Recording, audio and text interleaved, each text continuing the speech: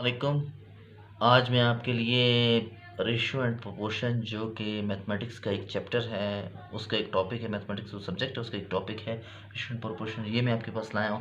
इसका एक question number 1 मैंने लास्ट लेक्चर में कंप्लीट करवा दिया था विद सॉल्यूशन, विद उसकी एक्सप्लेनेशन, उसके सारे जितनी भी डिटेल थी वो मैंने आपको सारी करवा दी। आज जो दिन है, आज टाइम है, जो मैं आपके लिए लाया लेक्चर ये लाया हूँ रेशियो एंड प्रोपोर्शन। असल में मैं आपको बुक से इसलिए नहीं करवाता हूँ क्योंकि क्वेश्चन जब ये हो जाएंगे एक अच्छी खासी तादाद में, तकरीबन अबाउ 50 से 70 से 80 तक हो जाएंगे क्वेश्चन, तो उसका फ़ायदा ये आपको हो जाएगा इन क्वेश्चन कि उस चैप्टर की आपको ए से लेकर जेड तक आपको कंप्लीट अवेयरनेस हो जाएगी। फिर आप चाहे किसी भी बुक को उठा के देखेंगे, क्वेश्चंस करेंगे, आप फ़ौरन हल हो जाएंगे। ये इसका फ़ायदा।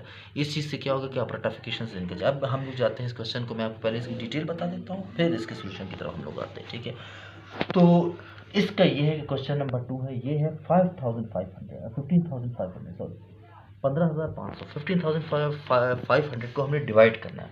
डिवाइड किस में करना है? Into 3 parts. मैं पढ़ रहा हूँ ना, तो पहले रीडिंग करके फिर आपके सामने सोल्यूशन दूंगा। Divide into 3 parts, proportional to 1:2, 1:3, 1:5। मतलब ये कि 1/2 सॉरी 1/2 है, इस टू 1/3 है, इस टू 1/5 है। ठीक है, और रिस्पेक्टिवली अब ये 3 है। इन पोर्शंस में हमने 15,500 को डिवाइड करना है। कितने को करना है? 15,500 को डिवाइड। और डिवाइड भी इस तरह करना है कि इसको कितना हिस्सा मिलता है, इसको कितना हिस्सा मिलता है, इसको कितना, ये हमें नहीं पता। ये तो भी अब उसमें उसने ये कहा है कि इसमें आप ऑप्शंस को देखो कि कौन सा ऑप्शन ठीक है। जब डिवाइड कर लोगे ये ठीक है, ए टिक होता है, बी टिक होता है, तब जब सॉल्व करेंगे तभी हमें पता चलेगा कि अब हम जा रहे हैं इसके सोल्यूशन की तरफ। सोल्यूशन मैं इसलिए इधर बिल्कुल मुख्तसर करके लिखूंगा एसओएल, क्योंकि बोर्ड की इस तरफ जो है ना स्पेस इतनी ज़्यादा नहीं है कि मैं यहाँ पर इसको कम्प्लीटली मतलब इसको सॉल्व करूँ। मतलब नीचे स्पेस मैं चाहता हूँ क्वेश्चन भी इधर ही लिखा हो ताकि आपको समझने में ज़्यादा आसानी रहे। अगर मैं नेक्स्ट वीडियो में इसको ले जाऊंगा तो आपको ये परेशानी हो जाएगी क्वेश्चन कहाँ लिखा है, उसको सोल्यूशन कैसे। इसलिए मैंने कहा इसी वीडियो में आपको क्वेश्चन भी बताता हूँ, सोल्यूशन और उसके तरीका भी बताता हूँ। इसमें आपके पास क्या हो जाएगा कि हम सबसे ऊपर लिखेंगे 15,500। ठीक, ये हम लोग लिख देते हैं 15,500। अब इसको हम करते हैं डिवाइड 3 में। ये डिवाइड कर दिया, ये कर दिया और ये कर दिया। ठीक है, इसमें हम लोग क्या करते हैं कि 1/2। ठीक है, सही है, ये हो गया। इधर लिखते हैं हम लोग 1/2, इधर लिखते हैं 1/3।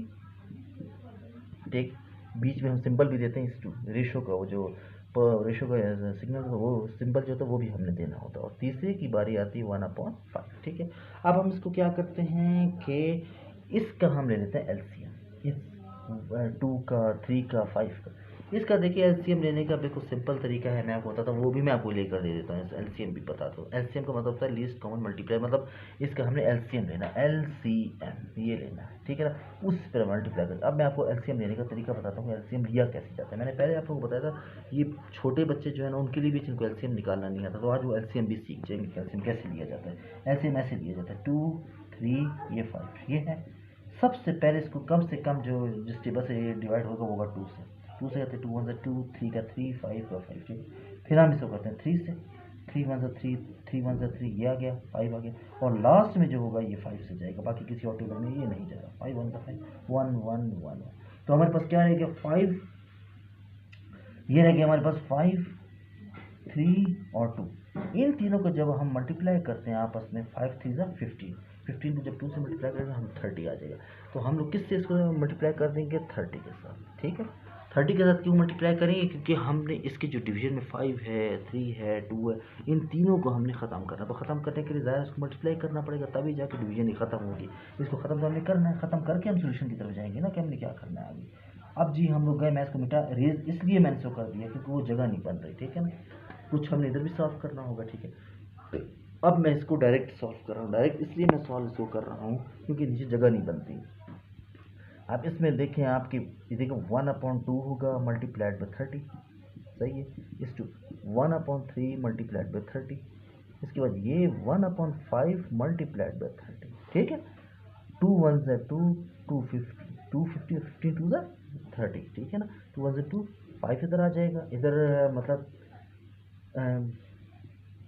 15 टू आप करके 30, 3 1 सा 3, 0 का 0, 5 6 वो डायरेक्ट उसमें चला जाएगा 30। ठीक है, ये हो गया आपके पास। अब हम इसको क्या करेंगे, नीचे मेंशन कर देंगे 15 is to 10 6, ठीक है। अब हमने क्या करना है, इन तीनों को हमने कर देना है ऐड। ऐड कैसे करते हैं, एडिशन कैसे करेंगे, 15 में 10 जब आप ऐड करेंगे, जमा करेंगे तो आपके पास 26 आ जाएगा, 25 आ जाएगा। 25 में जब आप 6 को ऐड करेंगे तो आपके पास क्या आ जाएगा, 6 को ऐड करेंगे तो आपके पास आएगी ये रकम 31। मैं यहाँ पर लिख देता हूँ ताकि ये जो चीज़ है ना आपको क्लियर, उसमें डिवीजन नहीं है, मैंने समझाने के लिए नीचे लाइन लगाई है, याद रखिएगा। ये जो डिवीजन, ये जो नीचे का है वो समझाने के लिए, तो मैं यहाँ पर लिख देता हूँ ताकि आप लोगों को ज़्यादा क्लियर हो जाए। 15:10:6 ये बराबर आ जाता है आपके पास 31 के। अब हमने क्या करना है, अब हमने करना ये है कि याद रखिएगा, क्वेश्चन में हमने ये किया कि 31 जो टोटल है ना, ये किसके बराबर है, हमने ये देखना है, उसको सॉल्व करने की तरफ। अब 31 जो पार्ट्स हैं वो बराबर हैं किसके, वो हमारे पास आ जाते हैं 15,500 के। अगर ये हैं तो हमने तो मालूम किसका करना है, हमने तो मालूम सबसे पहले करना है हमने 6 का मालूम कर लेते हैं इसका कि ये किसके बराबर है, ठीक है, 6 का। तो 6 का मालूम करने के लिए याद रखिएगा, जब 6 का हम लोग मालूम करेंगे, इसके 6 पार्ट्स किसके बराबर है, तो 6 आ जाएगा 15,500 डिवाइडेड बाई हम किससे करेंगे, 31 से डिवाइड करेंगे, याद रखिएगा, एक हिस्से का मालूम करेंगे और मल्टीप्लाइड बाई 6, ठीक है। तो ये हमारे पास जो अमाउंट आ जाएगी हमारे पास उसकी, वो आ जाएगी, मैंने डायरेक्ट निकाला, उसका आता है हमारे पास 3000। याद रखिएगा 3000 हमारे पास आ जाता है किसका, सी का पार्ट आ जाता है सबसे लास्ट वाला, सी का नहीं सॉरी 1/5 का, 1/5 का हमने निकाल दिया। अब हम निकालेंगे 1/3 किसके बराबर है। 1/3 का बहुत ही सिंपल है, बिल्कुल ये 1/3 निकालने का, क्योंकि वो किसके बराबर आ रहा है, वो आ रहा है 10 के बराबर। अब सबसे पहले हम ये देखेंगे कि जो 31 है, 31 वो किसके बराबर है, वो हमारे पास बराबर आते हैं 15,500 के, ठीक है। तो हम ये देखते हैं कि 10 किसके बराबर है, 10 बराबर होता है, याद रखिएगा 15,500 डिवाइड बाई वही 31, मल्टीप्लाई किससे करेंगे, 10 के साथ, क्योंकि हमें मालूम करना है ना इसका जो हमारे पास सोल्यूशन आ जाता है, वो आंसर आ जाता है, वो आ जाता है 5000, ठीक,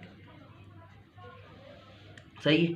अब इसमें प्रॉब्लम ये हमारे पास आ रही है क्योंकि हमारे पास जगह की बड़ी कमी हो रही है, ठीक है ना, ये 5000। अब हमने चूंकि मालूम इसका करना है तो हमें जो नज़र आ रहा है वो एक है, लेकिन हम कहते हैं कि लास्ट वाला भी मालूम कर लेते हैं, जो कौन सा वाला है हमारे पास, वो है हमारे पास 15 वाला। अब 15 वाला मालूम करने के लिए हम यहाँ पर करते हैं, ठीक है ना। 31 किसके बराबर है, 15,500, ठीक है, और 15 किसके बराबर होगा, ज़रा 15 हम लोग मालूम ये करेंगे 15,500 डिवाइडेड बाई 31, मल्टीप्लाई कर देंगे इसको, उधर तो जगह नहीं बन रही, मैं यहाँ पर इसको मल्टीप्लाई कर रहा हूँ 15 के साथ। ये जो टोटल हमारे पास सोल्यूशन है ये 15 के साथ होगा मल्टीप्लाई, क्योंकि मल्टीप्लाई इसकी हमने मालूम करना है, ये तो मालूम है ना कि 15,500 के बराबर है। हम देखना ये चाहते हैं 15 किसके बराबर है, तो 15 हम लोग बराबर आ रहा है जो 7,500। आप लोग भी कैलकुलेट करके देख लीजिएगा, मैंने तो आपको असल में पैटर्न बताना था, मेथड ये 7,500, ये आपका 5,000 और ये आपके पास आएगा 3,000। ये देखिए ये आ गया, ये आपके पास पूरा, ये किसके बराबर, ये ऑप्शन नंबर ए, ये ऑप्शन आपके पास थे। अब यहाँ पर आप इसको बेशक पास करके उसको रोक कर वीडियो को आप सब कुछ चेक कर सकते हैं, कैलकुलेशन मैंने आपके सामने सब कुछ रख दी। तो ये हो गया कि ये कंप्लीट आपके पास ये क्वेश्चन नंबर 2 का मैंने सोल्यूशन। इसमें याद रखिएगा वो क्या कर सकते हैं एग्जामिनर, क्वेश्चन तो इसी तरह से घुमा फिरा के यही करेगा, इसकी अमाउंट चेंज कर देगा, 15,500 के बजाय 16,000 कर देगा, 20,000 कर सकता है, 25,000 कर सकता है, और रेशो में वो ये इसमें यही कर सकता है कि 1/2 की जगह पर 1/5 कर सकता है, 1/6 कर सकता है, 1/8 कर सकता है, 9 कर सकता है, कुछ भी।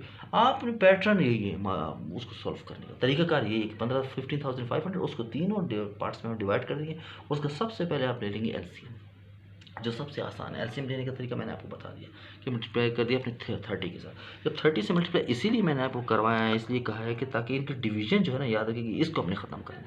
और ये अंडरलाइन याद रखिएगा, ये मैंने समझाने के लिए किया, ये ना आप लोग समझे कि अंडरलाइन सर ने क्यों किया, ये समझाने के लिए सिर्फ, ठीक है।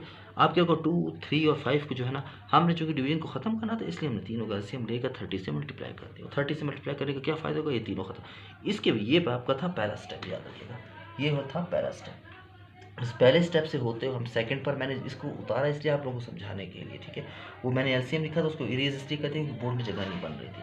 1/2 हुआ, फिर 1/3 से मैंने मल्टीप्लाई किया और 1/5 से मैं डायरेक्ट भी कर सकता था, कि मैंने कहा आप लोगों को समझाना है, अगर आप लोग समझिए तो फिर फ़ायदा उसका क्या।